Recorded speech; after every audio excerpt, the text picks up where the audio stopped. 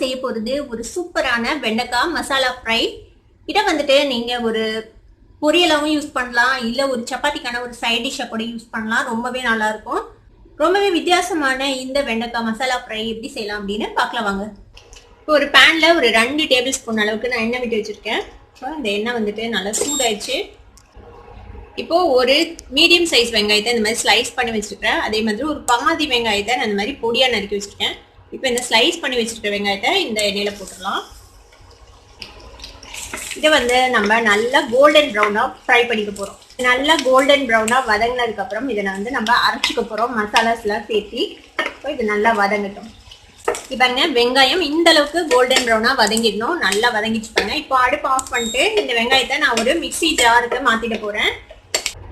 நான் வெங்காயத்தை வந்துட்டு மிக்சி ஜாருக்கு மாற்றிட்டேன். இப்போ நான் வெண்டைக்காய் வந்துட்டு ஒரு 1/4 கிலோ எடுத்திருக்கேன். இந்த மாதிரி சின்ன சின்ன ரவுண்டாக நான் வெட்டி வச்சுருக்கேன். இப்போ இதை வந்துட்டு இந்த எண்ணெயில் போட்டுக்கலாம். இப்போ எக்ஸ்ட்ரா எண்ணெய் எல்லாம் விடலை. நம்ம ஆல்ரெடி வெங்காயம் வதக்கிறதுக்காக வச்சிருந்த எண்ணெய் தான் இருக்குது இல்லை. இப்போ இதை வந்துட்டு நம்ம திருப்பி அடுப்பு ஆன் பண்ணிக்கலாம். இப்போ இந்த வெண்டைக்காவை இந்த பிசுப்பை போகிற வரைக்கும் இதை நம்ம வதக்கிக்க போகிறோம் இந்த எண்ணெயில். தேவைப்பட்டால் இன்னும் கொஞ்சம் எண்ணெய் விட்டுக்கோங்க இதில். இப்போ இதை வந்துட்டு இப்படியே வதங்கிட்டோம். இது வதங்கிறதுக்குள்ளே நம்ம வந்துட்டு அரைக்கிறதுக்கு என்னென்ன பண்ணணும்னு பார்த்துக்கலாம். இப்போ வெங்காயத்தை வந்துட்டு ஜாருக்கு மாற்றியாச்சு. இப்போ இதில் வந்துட்டு நம்ம ஒரு 1/4 டீஸ்பூன் மிளகாத்தூள் சேர்த்துக்கிறேன். ஒரு 1/2 டீஸ்பூன் மல்லித்தூள் சேர்த்துக்கலாம். இன்னைக்கு வந்து நான் இந்த வெண்டைக்காய் வந்துட்டு பொரியல் மாதிரி செய்ய போகிறேன். அதனால எல்லாம் கம்மியாக தான் சேர்த்தேன். ஒருவேளை நீங்கள் இதை கிரேவி மாதிரி செய்யணும் அப்படின்னு நினச்சிங்கன்னா சப்பாத்தி தொட்டுக்கிற மாதிரி இந்த வெங்காயம் இந்த மசாலா பொடிகள் எல்லாமே கொஞ்சம் எச்சா போட்டுக்கோங்க. இப்போ இது வந்துட்டு கரம் மசாலா பொடி, சும்மா ஒரு 2 பிஞ்ச் கரம் மசாலா பொடி. கரம் மசாலா பொடி வாசனை உங்களுக்கு பிடிக்காது அப்படின்னா நீங்கள் அதை அவாய்ட் பண்ணிக்கலாம். ஒரு 2 பிஞ்ச் அளவுக்கு சீரகப்பொடி, கூடவே கொஞ்சமாக மஞ்சள் பொடி சேர்த்துக்கலாம். இப்போ இதை வந்துட்டு நம்ம தண்ணி விடாமல் அப்படியே அரைச்சிக்க போகிறோம்.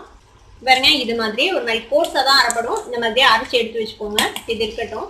பாருங்க, ஒரு 2-3 நிமிஷம் பக்கமாக வதங்கி இருக்குது. லேசாக ரோஸ்ட் ஆகிருக்குது பாருங்க. இந்த வெண்டைக்காவோட பிசுப்பு கொஞ்சம் குறைஞ்சிருச்சு. இன்னும் ஒரு 2 நிமிஷம் இது வதங்கிட்டோட்டியே. இப்போ கிட்டத்தட்ட ஒரு 5 நிமிஷம் பக்கமாக நம்ம வெண்டைக்காவை வதக்கியிருக்கோம். இங்கே பாருங்கள், அந்த பிசுப்பெல்லாம் போயிடுச்சு. கிட்டத்தட்ட ஒரு 60-70% பக்கமாக இந்த வெண்டைக்காய் வெந்திருக்கும்.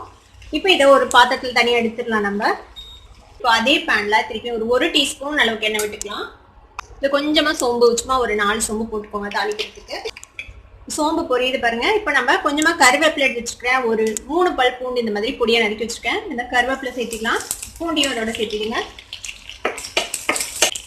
இப்போ நம்ம நறுக்கி வச்சுருக்கோம்ல பொடியாக சாப் பண்ணி வச்சுருக்கிற வெங்காயம், அதையும் இதோட சேர்த்துக்கலாம்.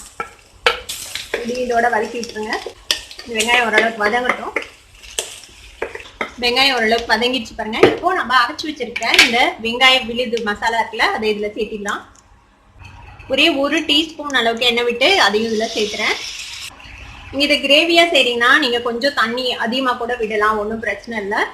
நம்ம இதை பொரியல் மாதிரி இன்னைக்கு செய்கிறோம், அதனால நான் தண்ணி ரொம்ப கம்மியாக தான் சேர்த்தேன். இப்போ இதையும் இதோட சேர்த்து வதக்கி விட்டுடலாம். இந்த மசாலா பொடியெல்லாம் நம்ம பச்சையாக தானே ஆட் பண்ணியிருக்கோம். அது வந்துட்டு பச்சை வாசனை போகட்டும், அது வரைக்கும் வதக்கிக்கலாம்.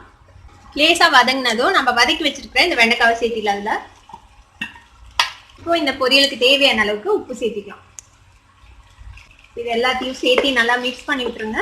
இந்த மசாலாலாம் இந்த வெண்டைக்காவோட ஒட்டி உப்பு சேர்த்திருக்கோம், அதுவும் எல்லாத்தோடையும் நல்லா சேர்ந்து வதங்கணும். சீக்கிரமே வதங்கிடும். இன்னும் ஒரு 2-3 நிமிஷத்துல இது வந்துட்டு வேகமாக வதங்கிடும். ஏன்னா ஆல்ரெடி கிட்டத்தட்ட 70% குக் ஆயிடுச்சு நம்மளோட வெண்டைக்காய். இதை ஃப்ளேமை லோ பண்ணி வச்சு ஒரு 3 நிமிஷம் நம்ம இப்படியே மூடி வைக்கலாம், வேகட்டும். இப்போ ஒரு 3 நிமிஷம் வதங்கிருக்கு. நம்ம ஓப்பன் பண்ணி பார்க்கலாம். பாருங்க, நல்லா ரோஸ்ட் ஆயிடுச்சு. நம்மளோட மசாலாவோட பச்சை வாசனை எல்லாமும் போயிடுச்சு. அவ்வளோதான், நம்மளோட சூப்பரான வெண்டைக்காய் ஃப்ரை இப்போ ரெடி ஆயிடுச்சு. நம்மளோட சூப்பரான வெண்டைக்காய் ஃப்ரை இப்போ ரெடி ஆயிடுச்சு. இதை வந்துட்டு நீங்கள் பொரியலாகவும் சாப்பிடலாம், இல்லை சப்பாத்திக்கான சைட் டிஷ்ஷாகவும் வச்சு சாப்பிடலாம். எப்படி வேணாலும் ட்ரை பண்ணி பாருங்கள். கண்டிப்பாக உங்களுக்கு பிடிக்கும். ட்ரை பண்ணி பார்த்துட்டு எப்படி இருந்தது அப்படின்னு எனக்கு கமெண்ட்ஸில் ஃபீட்பேக் கொடுங்க. இந்த வீடியோ உங்களுக்கு பிடிச்சிருந்ததுன்னா சப்ஸ்கிரைப் பண்ணுங்கள், பக்கத்தில் இருக்க பெல் ஐக்கானை கிளிக் பண்ணுங்கள். அப்போ தான் என்னோட நோட்டிஃபிகேஷன்ஸ் ஒன்று உங்களுக்கு வந்து சேரும். லைக் பண்ணுங்கள், ஷேர் பண்ணுங்கள். தேங்க்யூ ஃபார் வாட்சிங் this video viewers. Bye bye.